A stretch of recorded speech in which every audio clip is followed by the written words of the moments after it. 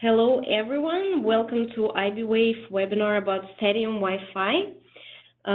Before we start, I'd just like you to say that this session is going to be recorded, and we'll send a recording to every registrant by email. So if you want to ask any questions, use the question box in the GoToWebinar software. I'd like to introduce our today's speaker also. It's Vladan Jevrimovic, Director of Research at iBwave, and he's going to walk you through stadium design. Vladan? Thank you very much, Anastasia. Hello, everybody. We will be talking about stadium designs. And before I forget, I need to let you know why iBwave is talking about Wi-Fi stadium designs. We do have plenty of credentials when it comes to having our software being used for Wi-Fi stadium design, namely 2014 World Cup Brazil. That's where an operator used our tool to design in stadium network. Also 2016 Rio Olympics in the same city. They have used our tool to further enhance network capabilities at stadiums. And finally, another football or soccer, if you will, World Cup in Russia in 2018. So as you see, we have plenty of credentials when it comes to operators using our tool for a Wi-Fi stadium design. So key aspects of Wi-Fi stadium design are listed here. First one is 3D stadium modeling. And then there is RF planning and RF design. In RF planning, we have listed several of the key factors. Antenna placement, where we need to figure out where and how we're going to put our antennas at and what type of antennas should be used. Then there is technology and spectrum. Are we going to support all the legacy 8.11 technologies or not? What spectrum should be used? And how we split that spectrum usage. Interference and ambient noise are especially important in stadiums because there are a lot of equipment that will be operating, especially at 2.4 gigahertz. So I would say the stadiums are particularly ambient noise rich environment. So doing the survey there is in the busy time is essential. PoE dimensioning. You do not really want your APs to start restarting during a busy game, which could happen if you do not properly dimension for PoE. Backhaul dimensioning, you need to know exactly how each technology works so that you can figure out what is realistic throughput that you can get at each technology and per AP, because AP typically would support multiple technologies. And finally, RF design. You do need to know what your target design values are for signal level. And for capacity planning, you should have a rough idea as to what is going to be the usage in megabytes during a busy hour. So those are listed here, but what we are going to focus today almost exclusively is 3D stadium modeling and antenna placement. We wanted to do a deep dive, and those two topics, especially antenna placement, is something that we have gotten a lot of questions about in the past. So let's get started. Proper 3D stadium modeling. Stadiums are complex 3D structures. And to properly model a stadium and to properly do a Wi-Fi network design may take up a couple of weeks. So you may argue this is a lot of time to invest, but the benefits of doing it methodically and meticulously are many. First, you will get accurate RF signal coverage, co-channel interference, and capacity maps. And those are very important for you to have a good idea how your network may perform during a big event. However, there are more benefits than to just making RF engineer happy. It will be easier for installers to locate APs and antennas to properly install Wi-Fi equipment. It will also be easier for maintenance personnel to find said Wi-Fi equipment and replace it and troubleshoot it if needed. So as you see, you are going to put out a bit of an effort out front, but your reward is going to be that you are going to get, installers happy, technicians happy, and then finally you are going to have an RF engineer happy. So this is an example. I'm just giving you here a vision of how a nicely modeled 3D stadium looks like. This was done by our customer, RAN Wireless, and it is really a beauty to behold, if I may say so. This is a very, very nice example, and we already had a webinar on that in the past, so I'm not going to dwell much about this particular venue. So now we go to the meat of our presentation, which is antenna placement. And so what do we do about that? We first need to have an idea how many APs should be in the stadium. And this is a question for capacity planning. But a good rule of thumb for the initial design that you can verify later and adjust by running a capacity design is 1 AP per 100 to 200 clients. This is just a rule of thumb. Of course, you would want to have a better idea if your AP, any particular AP, may be failing. And we do have a capacity planning module in our tool that will give you an answer to that. But this was also covered in one of our previous webinars, and so I don't want to dwell on that. So I just want to tell you that, it is about 1 every 100 to 200 clients, and then there will be primarily line of sight between AP and the clients. And that's what I'm talking about is the seating area, or sometimes referred as a bowl area. And those bowl areas are multiple structures. There are seating areas on the different levels, but, the line of sight condition in the bowl area will be prevalent in all those levels. So in these RF condition, interference control is essential. And when I talk about interference control, it applies both to 2.4 and 5 gigahertz. At 5 gigahertz, this is not as problematic as at 2.4.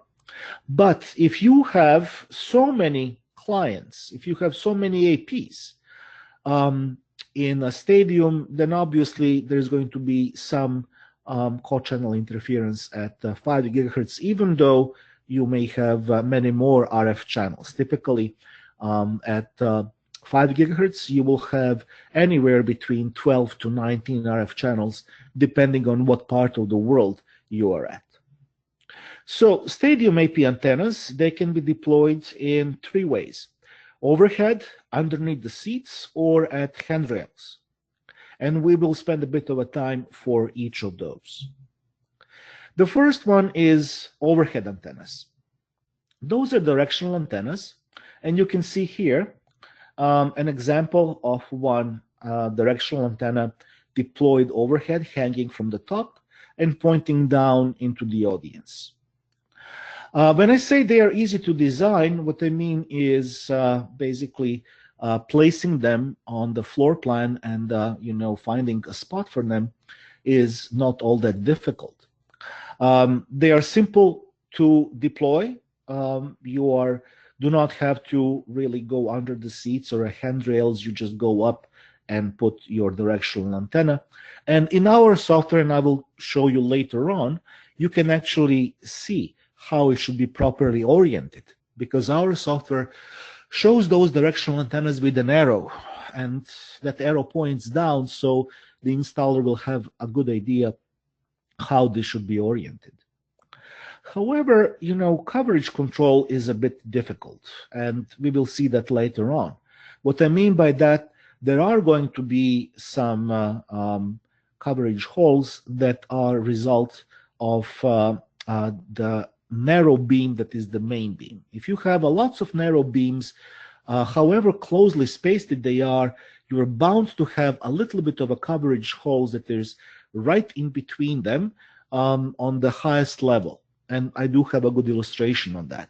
So that's what it means. It's difficult to control coverage. But also, if you are shooting down, if you are pointing down in the seating area, you're bound to overshoot a bit to the level below.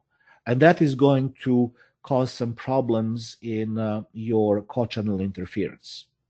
So back lobe and side lobe need to be small to reduce co-channel interference, but also what I have is overshooting down to the areas below. So this is how that looks like in a 2D representation. This is what you see in empty seats on the left-hand side, directional antenna overhead pointing down. And on the right-hand side, it is what it looks like with body loss. As you see, the coverage shrinks a bit. And this is kind of interesting dilemma as to what do I want to do? Do I design for an empty seats or do I design for people in full seats? My recommendation is go to take into account the body loss, because if you do design for empty seats, then you are going to have coverage holes or gaps in the coverage. However, on the same question is, do I assume the worst case scenario, which is the full stadium? Well, yes, you do have to design for the worst case scenario, both from the capacity standpoint and the coverage standpoint. Otherwise, you are going to be dealing with signal coverage holes and signal outages capacity-wise. So that is problematic. And then we will later on talk a little bit about what happens if the stadium is half full. But at this point in time, I want to move on and to handrail antennas. And those are directional antennas and can only be used if there are handrails in the stadium. So I have some nice picture that show how those handrails antenna look like. You see, this is something that is mounted on the side. This is something that is mounted at the bottom of the seating section. And this is another view of the bottom of the seating section pointing upward. So those antennas, as I said, only can be used there if there are handrails. And I have a, potential issue that I may need many of them because the body loss is going to limit the coverage. So how does it look like in 2D? Here, you see how it is with empty seats on the left-hand side and with body loss on the right-hand side. So you see the coverage shrinks quite a bit. As for installation is easier than for overhead antennas, and maintenance is easier because you can access those antennas on the handrails very easily. And lastly, we have under-seat antennas. They are omni or bidirectional antennas, and you have a couple of nice photos that show you how it looks like. There is a box that is basically where you put hardened AP, and it goes right underneath the seats. There, a problem is a small range, much as is the problem with the handrail antennas. More APs are needed, obviously, and they're more expensive to deploy, compared to, for example, overhead antennas. So those are comparison with the overhead antennas. I'm comparing those because this is the most prevalent as of today, the most prevalent types of deployment. However, we have the best coverage containment and interference control, and we will talk about that a little bit later. But we have, body loss, and we can control, how much coverage we have quite easily with this. And this is how this looks undersea, with and without bodies. This is with empty seat, and this is with body loss. Again, we see a bit of a shrinkage of the coverage compared from the left-hand side to the right-hand side. And now, when we talked about body loss, the question is, how do we model that? So what we did is we took measurements in our office in Montreal, and we took measurements in an area where there was no people, and then we had plenty of people in that area. And then we took measurements while having a person who was taking measurements, hold a client that was registered to the nearest AP and go through the people that were participating in the measurements. So you basically was going deeper and deeper, where the people were, and getting more and more body loss signal attenuation. And that mimics quite well as to what you will have a situation, for example, of a handrail antennas. Handrail antennas is going to transmit directly into a mass of people, at a certain height. And then, this mimics quite nicely as to what our tester was doing when he was going through rows of people, deeper and deeper. And the comparison is between a free space body loss, which would be a proper way to model that particular environment when there was a direct line of sight and no people. And we did have a direct line of sight with the AP and the clients when we took measurements. And then this would be our body loss measurements over a certain distance. As you see, as expected, the gap between free space loss and body loss increases over with distance. So more and more loss as you go deeper and deeper through bodies, as the signal goes deeper and deeper through bodies, which is something that we would actually expect and models quite well as to what is going on in stadiums. So now let's go with the stadium design. We did use a single level of a stadium, and I will show you how it looks like in 3D.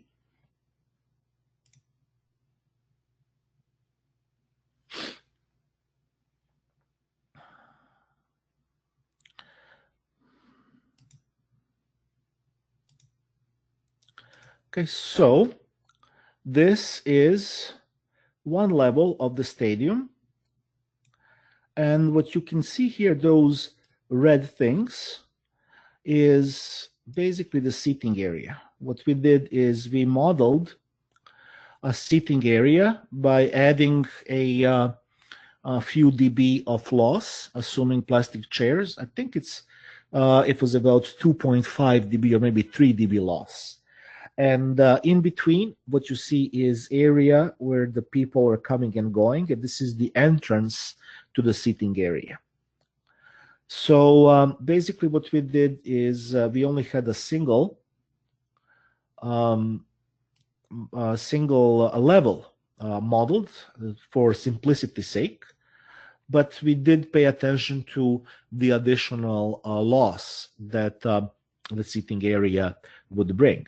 So we have one large seating area, well, two large seating areas, and in between there is a smaller seating area. What we did is we would put antennas underneath the seating area.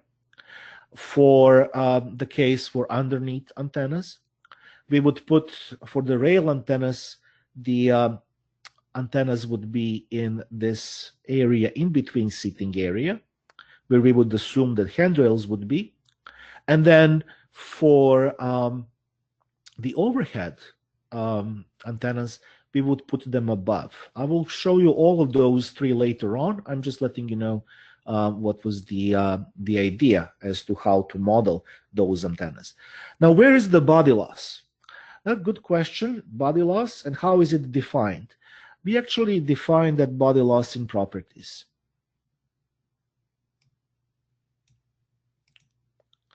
So this is how we do it. We basically define a body loss of we define a certain height of bodies that is on top of the seating area, and then we define the prediction height at which a smartphone or a laptop or a iPad would be at.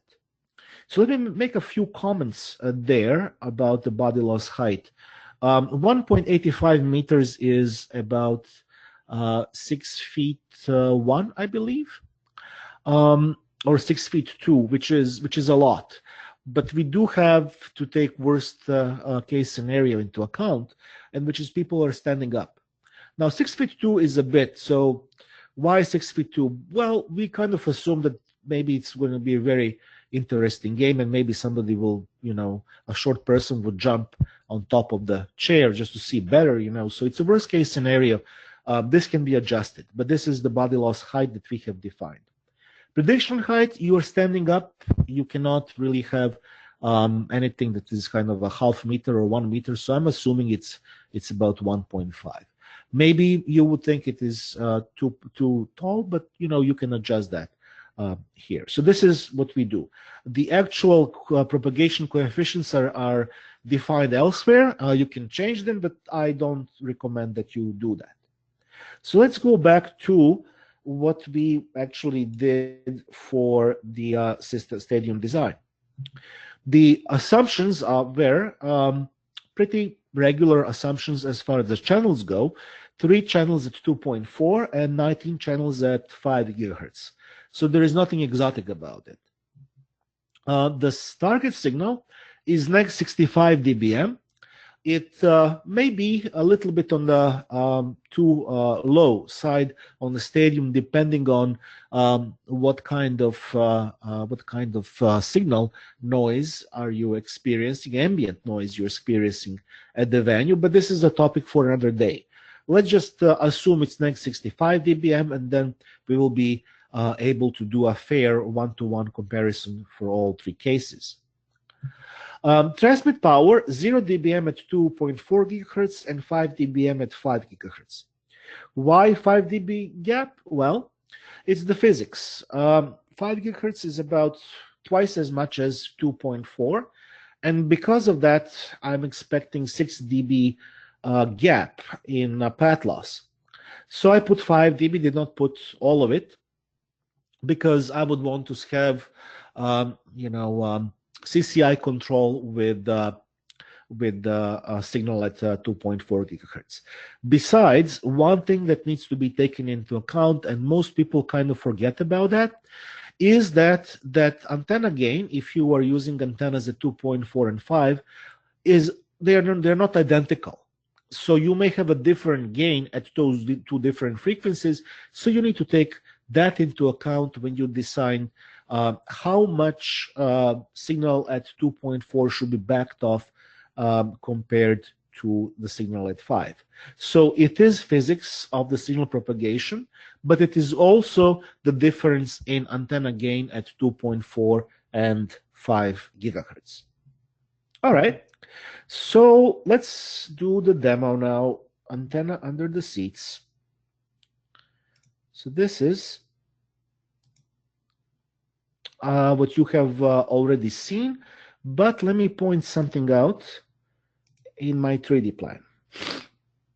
So if I go closer, you will actually see those antennas and where they are. Those little things that are peeking underneath. I made the seating area a little bit transparent, so you can see that I actually placed antennas, 4 antennas in one of the big seating areas. I also placed 4 antennas here as well, but no antennas on the smaller seating area. So what I was doing there, I was basically counting on having signal seepage from this antenna to here and from this antenna to here, so that I do not have to place more underseat antennas over there. And we will see how it worked for me in a little bit. Another thing that I want to point out is that I have 4 antennas in the seating area, and I have 3 RF channels. So that would be a problem for CCI at 2.4 gigahertz. I tried to use 3 antennas to cover this big seating area, and I couldn't. I had to use 4. And I had to be fair and to assign 5 dB of the transmit power for all three cases. So I kept 5 dB, did not increase the power in order to help myself with the coverage. And that is that. I fully expect to have some CCI problems here at 2.4 because of the limited coverage that under-seat antennas are giving me. So let's see how that worked out for me. So this is your coverage that is signal strength coverage. Let me show you at 5 gigahertz.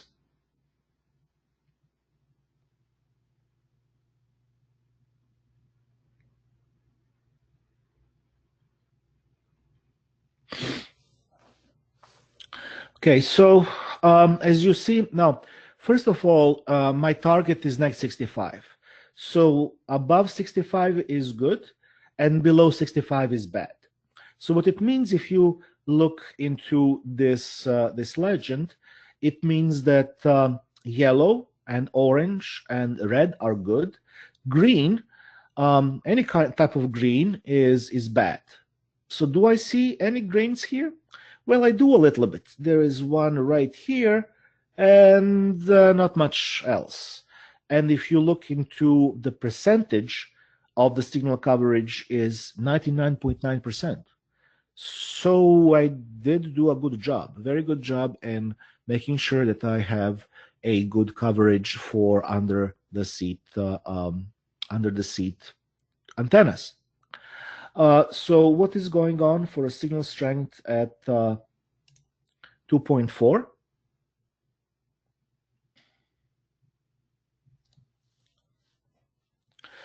Here, I also have a good coverage, but I can kind of see a little bit of green. You see here and there. And this is really a function of my antenna back lobes and antenna front lobe. That is really what is going on. It is not the same antenna pattern at 2.4 and 5. I already mentioned that. And that's why I do have some areas where the signal is not all that great. But if you look from the statistical point, it's 98.1%. So I'm still doing very well. Let's take a look how this looks like in 3D.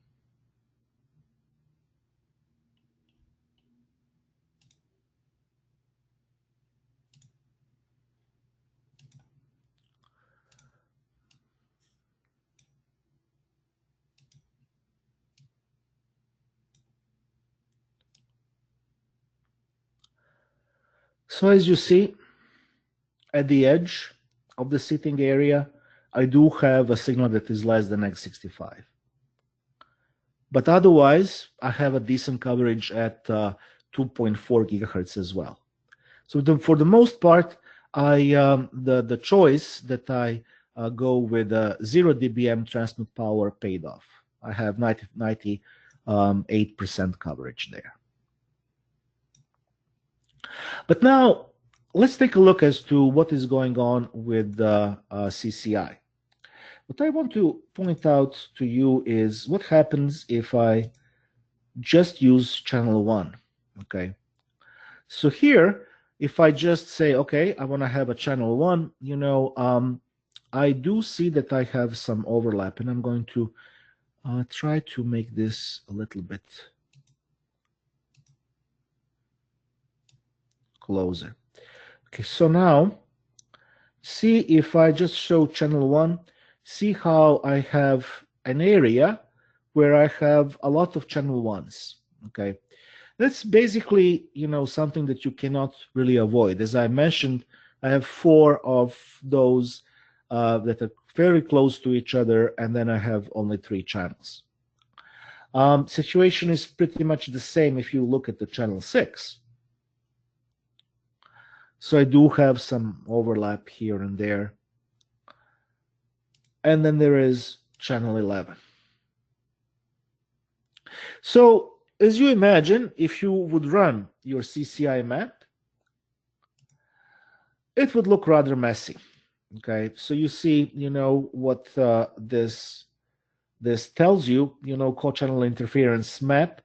You have from 0 to 11, and all sorts of values are, shown up in this map.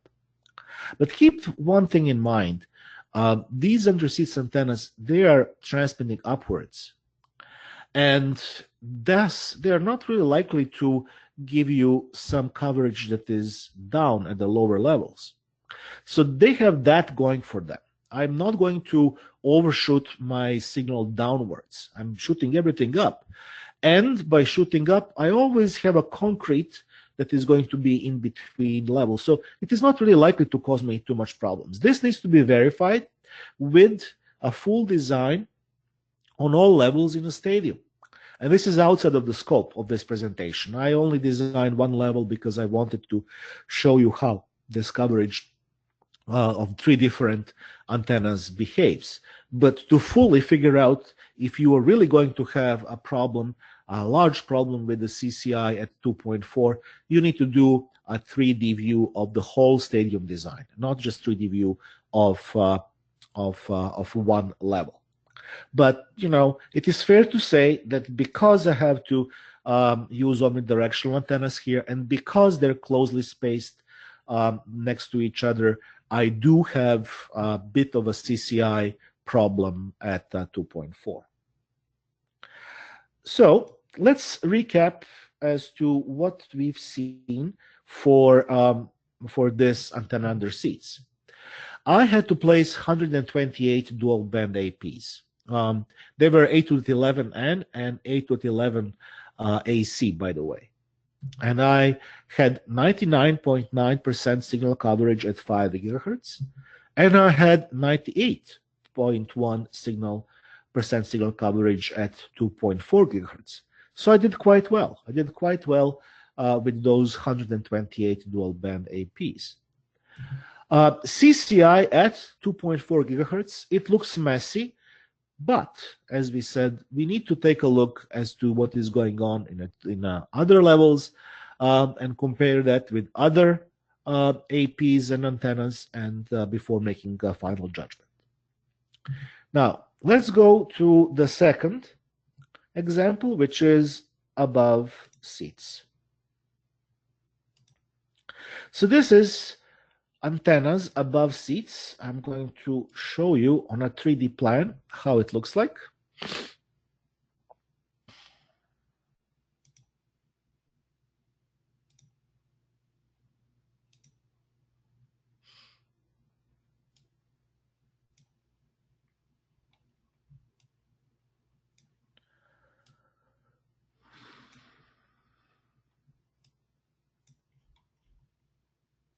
So you see, we placed those antennas behind the seating area, and we had them higher by about, I would say, 3 meters, and pointing down. They're directional antennas, they're pointing downwards. And as you see, I do have antennas that are above each of those seating areas, even those narrow seating areas. And I have placed them, pointing downwards. I have 2 antennas there, each. One is at 2.4 and one is at 5 gigahertz. And those antennas, I think I'm going to show you here. They actually have a very nice pattern.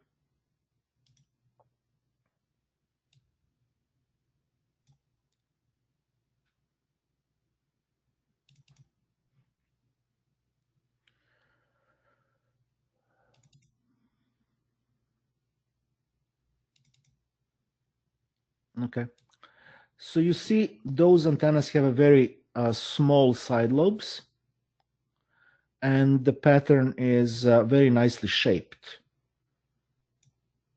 You see, so very nice directional antenna, as you can see, and set at 30-degree width in H plane and 30-degree width in the V plane.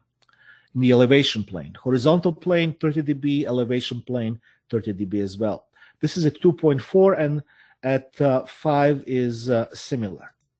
So those antennas have fairly nice pattern, and I'm gonna spend some more time on that. I just want to show you the results of the simulation at 2.4 and 5. So at 5, what do I have?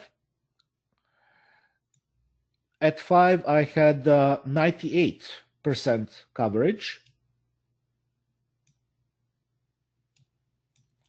And at 2.4,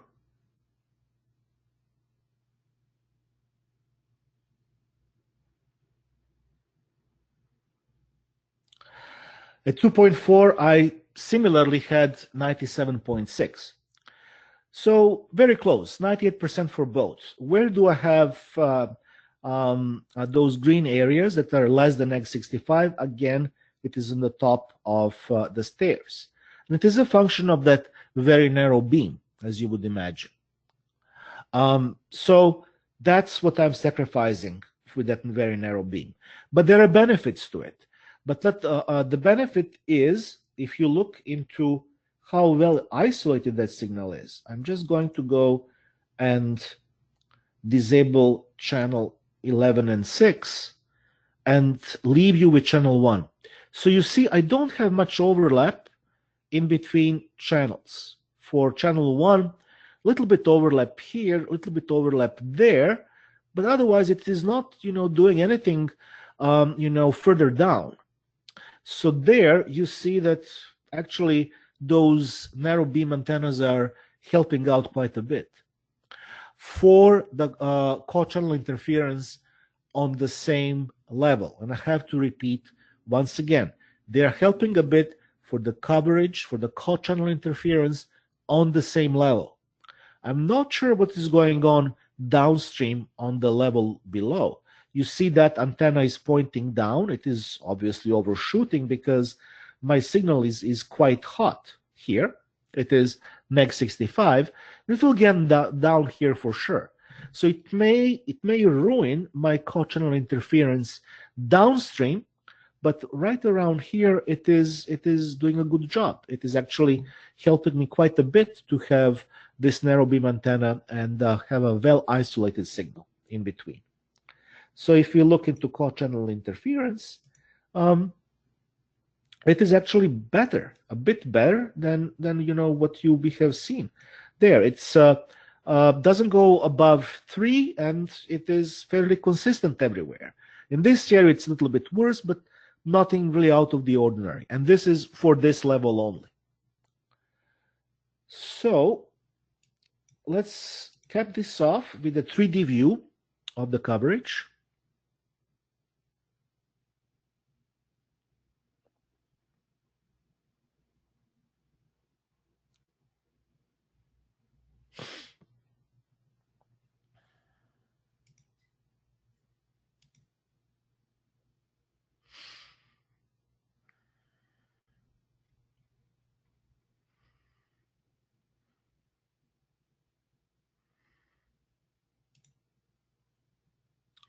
Okay, so as we have mentioned earlier, it looks all good, except around here, where we have a little bit of a drop, in the signal coverage.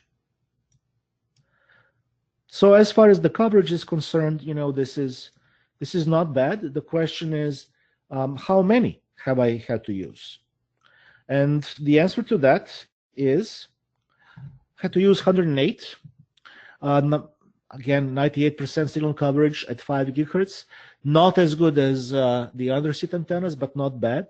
About the same at 2.4 to 2.4 gigahertz.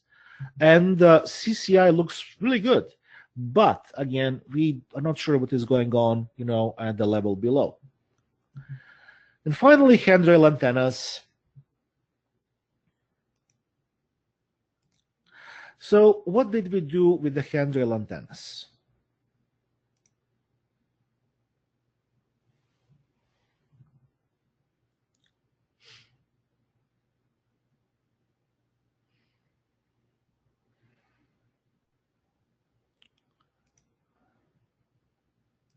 Okay, so here you see what we did with the handrail antennas. I had to place them, 4 of them in a row. And, I will have them, well, actually 5. I had 4 of them in a row here, and then I have them right around here. So this is where the handrails are. And I had to place this many, and I'm pointing them in the opposite directions because I am basically trying to have to cover different areas with those handrail antennas. So this big seating area is covered by this antenna below, closest to the entrance, and then with this one over here, and this one over here, and the smaller seating area and this area of a big one is covered by those guys shooting downstream. As you see, so this guy and this guy are responsible not only for this area, but they're responsible for this area as well.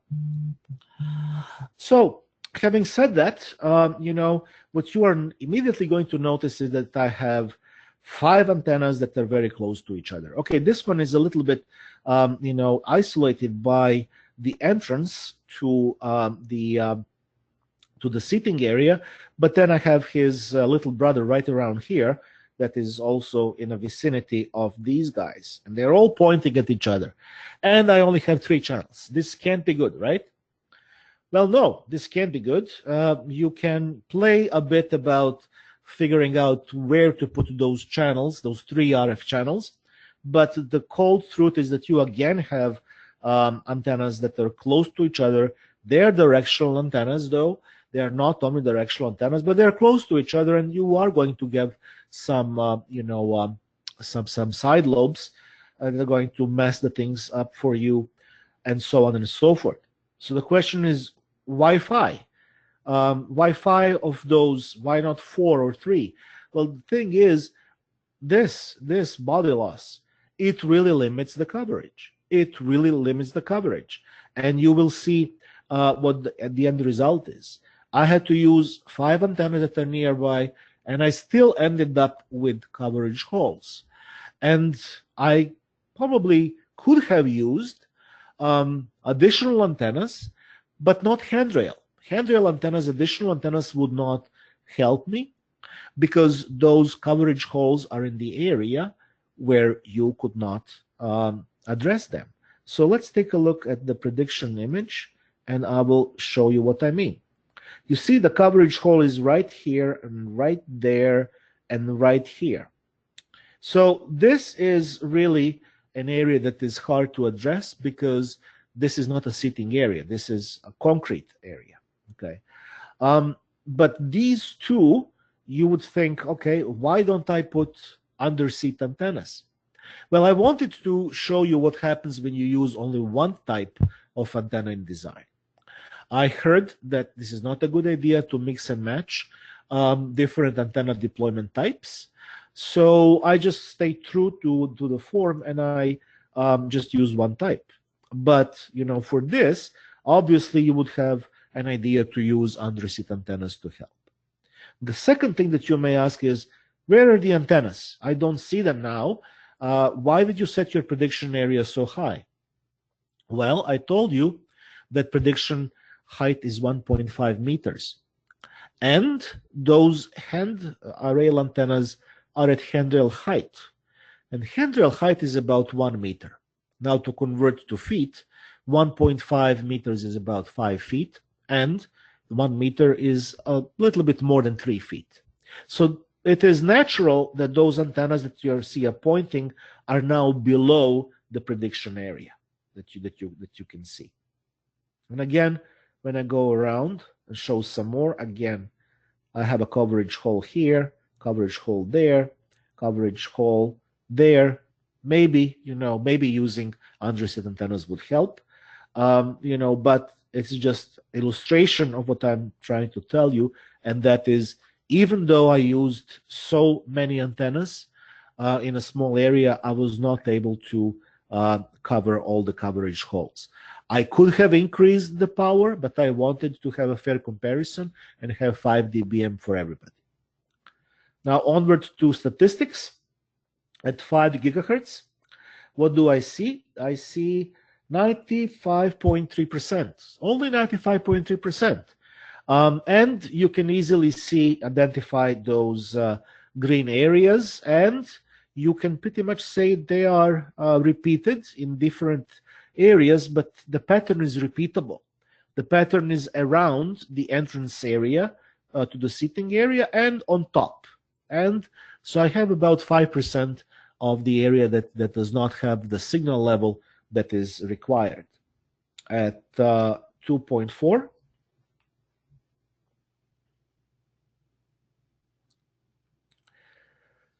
we have a situation that is a bit better. It is 99.1%. It is, again, different antenna gain pattern. So it's a bit better at 2.4 than at 5. But we are designing for 5 most of the time anyway. Now, as for how much overlap do I have for signal strength? You know, this is for channel 1, so I'm seeing a little bit of overlap here and there. For channel 6, it's a bit worse. You know, always one of those 3 channels is going to be the worst. This time it's channel number 6. And you should expect, because of that, the CCI to be a bit messy. And finally, channel 11, you know, not pretty either. So when you look at 2 co-channel interference there, again, you see a map that is, you know, let's say very colorful. And you see a lot of different CCI levels.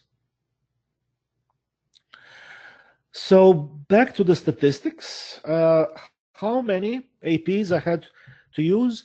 159, by far the most, and it was not even close. By far the most of those, and it is body loss. It is body loss that made me use as many. Signal coverage, not all that great. The worst out of the 3 cases at 5 gigahertz. It could be antenna pattern, it could be, you know, other things. But the matter of the fact is I have had to use the most APs and the coverage is the worst at 5. At 99.1 coverage percent at 2.4, it was good. CCI looks messy, the same as for under-seat antennas. But then again, those antennas are pointing to the public, to the masses. They're not pointing downwards to the level below. So we still have no idea, you know, how it would look like. We will have to see the full design. And lastly, I'm recapping what I have told you. With under seat antenna design, 128. Above seats, 108, the least amount by far. And handrail, 159, the most by far.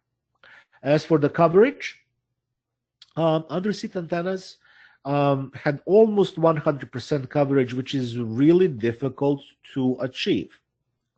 And that really bodes well for the coverage control. I told you that this one had this antenna, this methodology under-seat, really had the easiest coverage control out of them all. And it shows there with almost 100% coverage. Above seats, not bad at all. It's 98%. Handrail, the poorest of them all. As for the CCI, as I said, above seats looks the best, but let's take a look as what's under the hood, which is on the level below. Under seats and handrail, CCI at 2.4 is a bit messy, but then again, for the full picture, we will have to see what is going on different levels. And with that, I'm going to turn over the microphone to Anastasia for Q&A. Hello. So I've combined several questions from our attendees, and I'm going to go over them.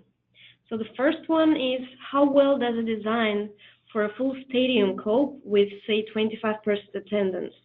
Yeah. For example, 75% reduction in the pattern provided attenuation, RF cell containment. Yeah.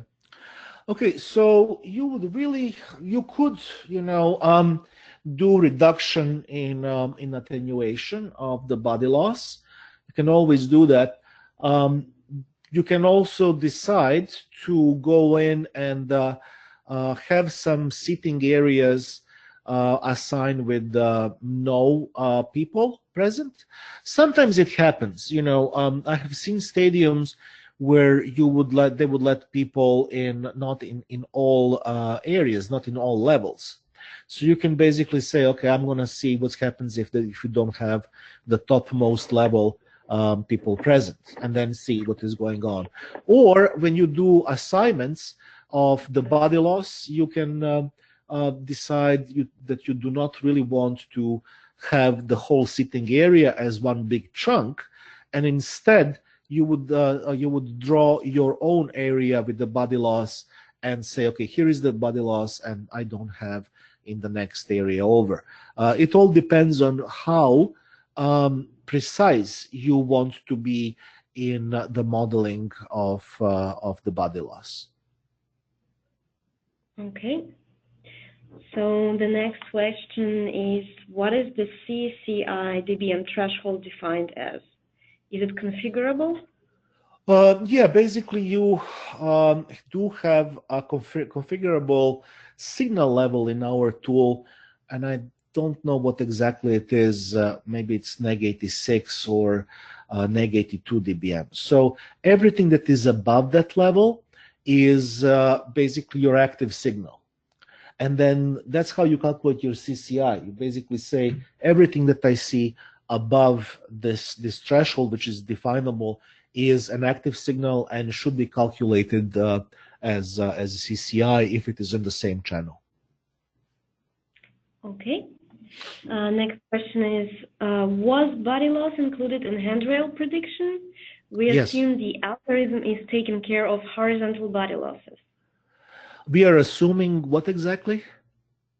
The algorithm is taking care of horizontal body losses.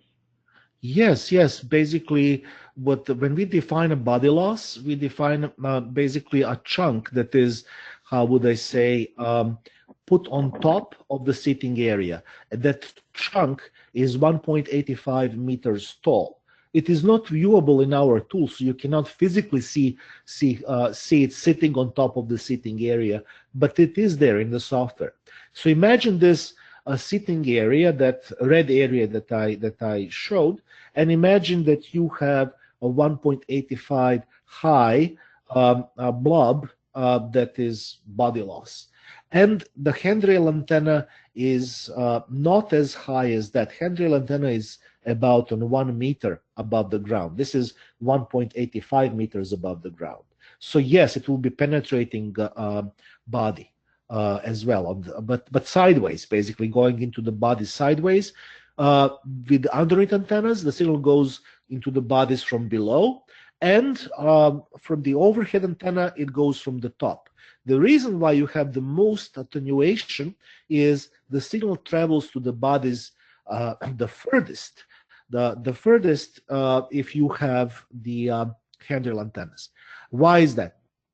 Because if you have antenna underneath the seating area, signal goes up, but you you can go up 1.85 meters if you are right above that antenna, and then it can go sideways a bit, and so on and so forth. But this, the most of those signals are not going, sideways, because antenna is not pointing sideways. This one is pointing straight into bodies and sideways, and that's why you have the most attenuation there. Okay. Next question is, I see the above seats antenna is best solution in case of adjusting the antenna tilt to the optimum numbers. Is that correct? Yes, and you have seen, I have shown you those above seats antennas. You have seen the arrow pointing down. It is beneficial using our software to see actually how much down tilt that antenna has. You can actually assign the down tilt manually in our tool, or you can do that by adjusting it left and right. With the horizontal. I mean, the vertical, you assign that, you say, I want down tilt of 20 degrees or 30 degrees or what have you. And then you can verify that by looking into 3D picture. And it helps installers too, because installers can physically see how much down tilt it is on the design and compare that with the down tilt when they install the equipment. And yes, the adjustment is easier in that case. Next question: if we install the AP under the seats, it affects the upper levels. So what you will suggest in this case? It does go into the upper levels. You will have to go and design full 3D design of the whole stadium to see how much damage it's doing. That is my suggestion. I have only had so much time to prepare for this presentation, and I designed one level to give you an idea as to what is going on. But to fully appreciate what is going on with CCI, then all levels need to be designed, and you need to see what CCI is going to be on all levels. Mm-hmm. What would be the mechanical tilt for the configuration you had? Maybe 30, 40 degrees? Yes, in that range. I think it was about that range. I don't know exact value, but you are correct, yes. Do you recommend to calculate stadiums by layers, or is it better to do it as a whole? If you are doing your signal strength, then you can do it by layers, but if you're doing your CCI, it should be done as a whole. Mm-hmm. Are all of these IPs at 5 dBm? Is it before the dBi gain of the antenna? Yes, it is before the dBi gain of the antenna. It was defined in the transmit power out of the amplifier, and it was a 5 dBm. At 5 gigahertz. At 2.4, it was 0 dBm. Mm-hmm. Is there an issue with DAS antennas adjacent to Wi-Fi antennas APs? Okay, so I think the question was more of a what's going to happen if I put my AP antennas next to my DAS antennas? That's how I understood the question. And I think we had one of those questions that was asked before the webinar, actually. The answer is don't do that. Okay, don't put your AP antenna right next to your DAS antenna. Give them a breathing space. They're not the best of friends. So just, 3 meters, 4 meters between them is a good separation. They don't like each other that much, so don't do it. Can the tool account for nearby macro sites? Yes, it would, if you can do that by either entering measured macrosite values as a measured values, or doing a simulation of the nearby macrosites, or importing the simulated values from some other software like Planet, for example, InfoVista Planet. So yes, we can take into account the macro signal. Okay, and we have just enough time for the last question, and it's going to be, how much is the body loss for 2.4 and for 5 gigahertz? Okay. That is, we have not used the same process of assigning body loss as we did for materials.